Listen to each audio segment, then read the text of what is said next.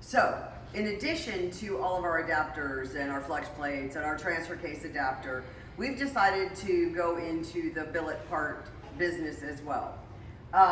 So we do our billet input, which is basically the same as what you will already find on the market, except that we have it made in the United States. We do our billet output. The difference between ours and the other billet outputs that are available is the other billet outputs that are available are just slightly oversized. That works fine on a Duramax or in a GM application because that little bit of slop is not important. But when you go to put it into a Dodge or a Ford, you find that it's really not the best fit. So we have chosen to do our billet output to Allison spec. Billet intermediate, it is what it is. Everybody knows what an intermediate looks like. It's just billet.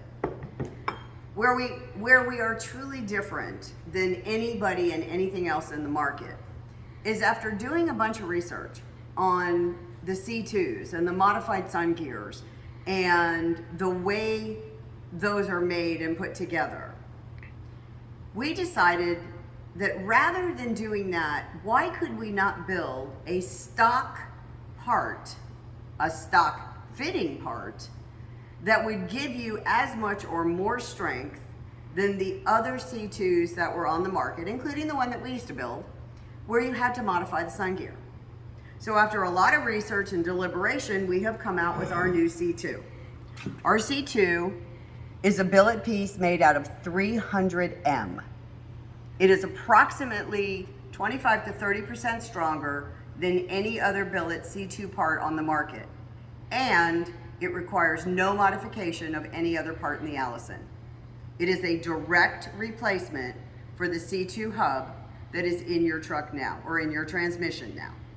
So that is something that we're very proud of, that we've done a little differently. Also keep in mind that in order for an Allison to work properly in a non-OEM application, it requires 3 speed sensors: input, output, and turbine. So you're either in the tail housing of a 2-wheel drive, the transfer case adapter of a 4-wheel drive, the main body, which will always have a speed sensor in it, or the bell housing. Well, in 2006, GM took that function internal. So in 2007, the bell housing, if it's early, may have a bung on it that's not drilled, but if it's a later model or after 2007, there is no speed sensor on the bell housing.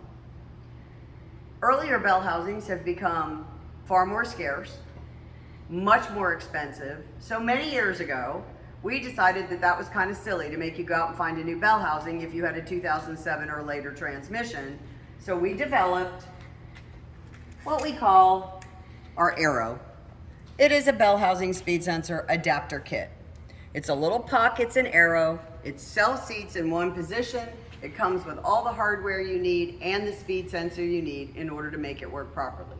Again, it goes back to the fact that we don't want you to source anything on your own. We want it to be complete.